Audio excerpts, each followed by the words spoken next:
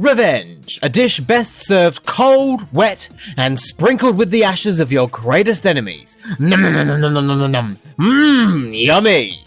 Of course, the key ingredient in a serving of revenge is the catalyst, the very thing that causes that thirst for vengeance in the first place. And today, in the Shantae restaurant, we're serving up an ice-cold plate of Risky's Revenge. It's a dish that tells a story.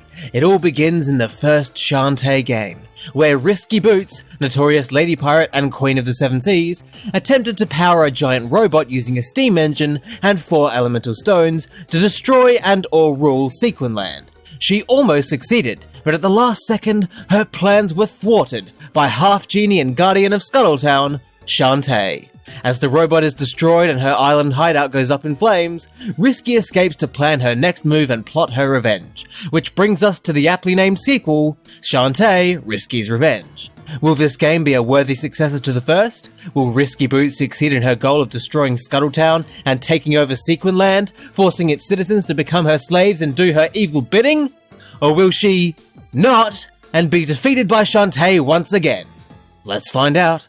The game begins with Shantae and friends attending Uncle Mimic's Relic Hunter Expo, where he is presenting some of his archaeological finds, and the crowd is loving it. They're going crazy! They're applauding and cheering and crying and pissing themselves with anticipation. It's like the second coming of Jesus, and I'm sure that wasn't the only second coming going on in that room. But things suddenly take a turn, when Mimic reveals a seemingly harmless magic lamp and attempts to divert people's attention from it. Risky Boots swoops in and steals it. After fending her off, Shantae learns that if Risky Boots also gets her hands on the 3 magic seals guarded by the Barons of Sequinland, it will mean disaster and chaos for the world. And with that, Shantae heads off to collect the magic seals before Risky does. In many ways, it's pretty much the same deal as the first Shantae game. They both involve Risky Boots stealing something from Mimic, and Shantae needs to collect a certain amount of a particular object to stop Risky from being able to use what she has stolen. In the first game it was elemental stones, and in this game it's magic seals. And once again, it's a solid setup for the rest of the game. But this time around, I felt like it wasn't as bombastic. Partly because there were fewer bombs involved, but mainly because it lacked a proper opening level. In the first game you had the Burning Town level. You were experiencing Risky's attack firsthand. The Tinkerbats were invading. Scuttletown was set ablaze. You felt and saw the danger. It was a full-on assault. In Risky's Revenge, it's sort of just immediately over. Shantae chases Risky out to the lighthouse and shoos her away in a brief boss fight, and that's basically it. No burning town, no actual attack, just an act of petty theft, and a general vibe of mild disgruntlement from the townsfolk. The only one who's taking this seriously is Mimic, because the lamp is dangerous, but he refuses to say why, so no one is even sure what we're supposed to be worried about. It just doesn't hit the same. Where's my arson? The first game's opening had a bit more oomph. Oomph is important for a game's intro. The oomph is what gets you into the zone and keen for more. Without the oomph, what motivates you to play? That's not to say that this game's opening doesn't have any oomph, I'm just saying that the first game's oomph was oompier. And so begins Shantae's second adventure. Risky's Revenge follows a very similar formula to the first Shantae game. For the uninitiated, let me ease you into this by explaining how the first game worked. Shantae is a platformer that comes under the Metroidvania subgenre. The game takes place in Sequinland, which is an entirely interconnected world. All of the levels, towns, labyrinths, etc. are joined together to essentially create one giant level. Each section of Sequinland is filled with secrets and branching paths that Shantae can access once she learns the abilities that allow her to navigate them, and the game rewards that exploration with useful items and treasure. Shantae's goal is to travel across this interconnected world to find the key items she needs to stop Risky, platforming, exploring, defeating enemies and solving puzzles as she goes. As is natural for a sequel, Risky's Revenge follows this structure pretty closely. Shantae retains most of her abilities from the first game. She can run and jump, obviously. What kind of platformer doesn't let you do either of those things? Maybe a platformer where you don't control the character, but the very environment itself. That's not a bad idea, actually. But that isn't this. Shantae can run and jump, and she's still able to whip her hair back and forth. This time around it seems to have more range. She's let it grow out. It must be a nightmare to clean. I, myself, can barely untangle my pubes. But its newfound length is very helpful. You can attack enemies from a safer distance than previously, and I appreciate that. Shantae is also able to dance to transform into animals just like in the first game, only she seems to have forgotten how to do that because she's neglected her dance lessons. Unfortunately, that means she needs to learn them again as she progresses. I can't believe Shantae's been too lazy to bust a move every now and then. Dancing is like one of the 2 things she does. It should be like brushing your teeth. Maybe she doesn't do that either. At least she's still capable of transforming. Once Shantae relearns these transformations, she's able to reach previously unreachable areas. 2 transformations return from the first game, the monkey and the elephant. The monkey is able to cling to and climb walls, and the elephant is able to break through certain obstacles. Once their upgrades have been obtained, their abilities extend even further. The monkey can dart from walls like a bullet, and the elephant can stomp, even though that seems like a pretty basic thing an elephant should be able to do. The other transformation is the mermaid, which allows Shantae to swim and access underwater areas. These transformations are a great extension of Shantae's standard abilities, and the level design really complements them. The levels take these transformations into consideration, hiding certain secrets and items that can only be accessed with a certain animal form. And that's cool. It encourages exploration, introduces a bit of problem solving. It's great. The only issue is that there's only 3 transformations this time around. The first game had 4, the monkey and the elephant, as well as the spider and the harpy. Here we only have the monkey, the elephant, and the mermaid.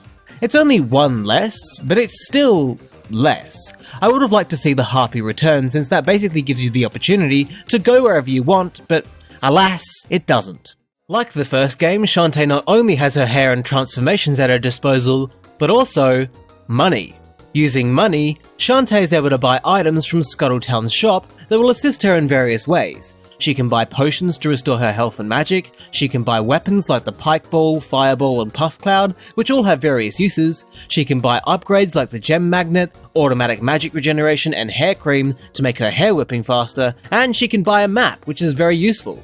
Currency and these items add an RPG-esque element to the gameplay, just as it did in the first game, only this time there's a little more to it.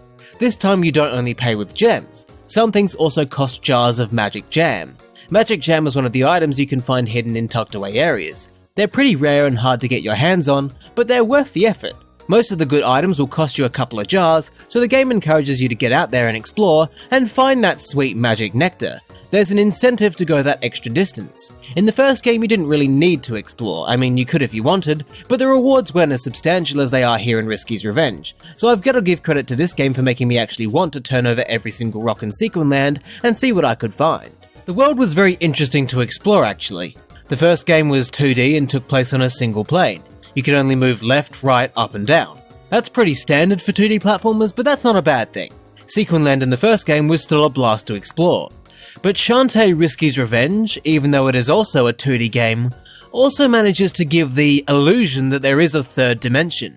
By using these jump pads marked with an arrow, Shantae can launch into the foreground or background, which takes her to an entirely different plane of an area. It's not 3D, but it almost is. It's adding a Z-axis to the exploration, and I thought it was really cool. It only appears in a few sections of the game, like in Scuttletown and the Tangle Forest, but the fact that it's there at all I thought was pretty wicked.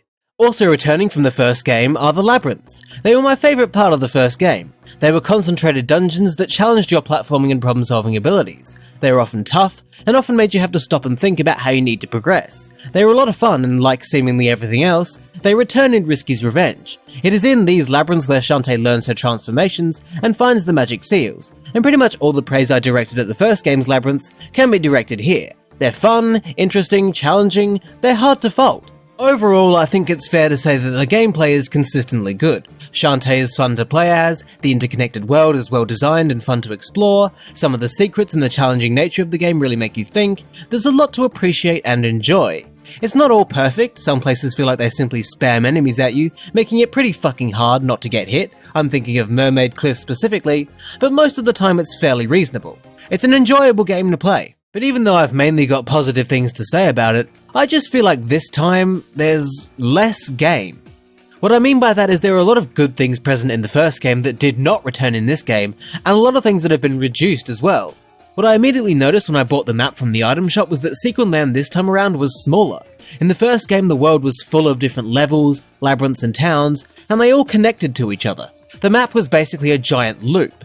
In Risky's Revenge, there's less of it, and it doesn't flow as well. Scuttletown is at the centre, and it all branches off from there in different ways, but it doesn't loop back around. There are a lot of dead ends. Obviously there are locations and secrets throughout those areas, but oftentimes it will lead you nowhere, meaning you'll definitely be going back and forth through areas multiple times for almost no reason at all. And that is basically the point of the Metroidvania style, but it's rarely backtracking for the sake of backtracking.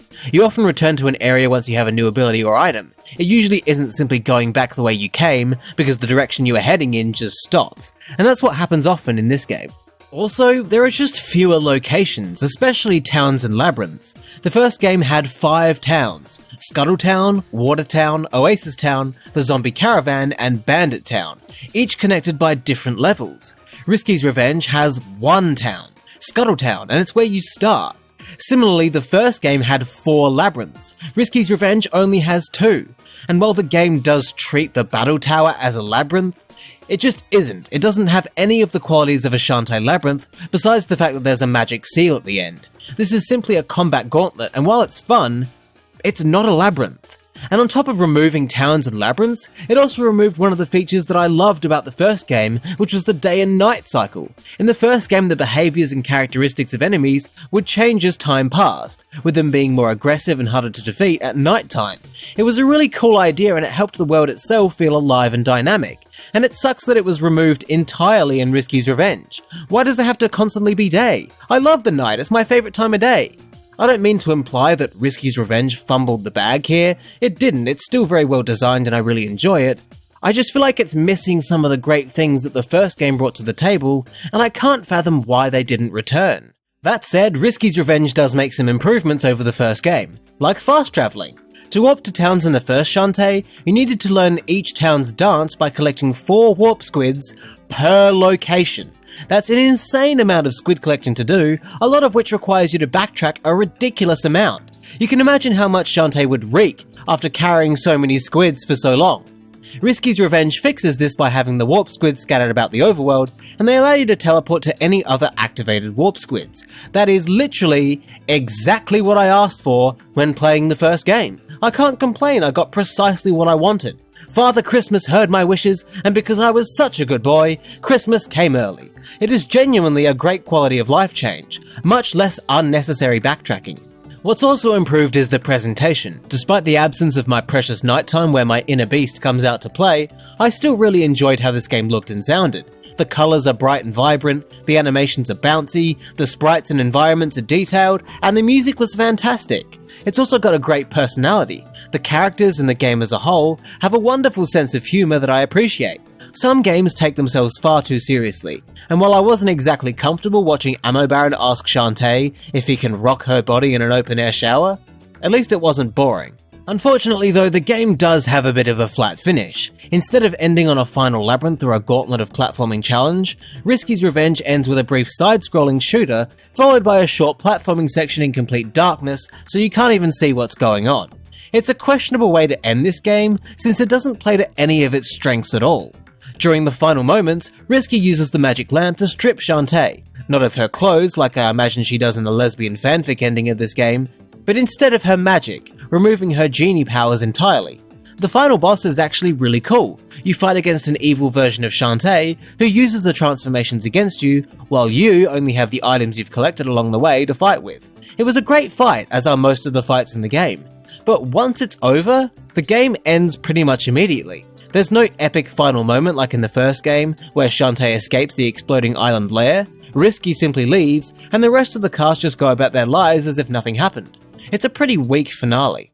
The underwhelming finish didn't ruin my perception of the game though. Shantae Risky's Revenge was a lot of fun. It's a really good game. The gameplay is very enjoyable. Shantae and her wide array of abilities and items make her a very versatile and interesting character to play as. The world and levels are designed around them very well, and the game encourages you to look around and explore, rewarding you with special items and treasure, which was always a thrill to discover.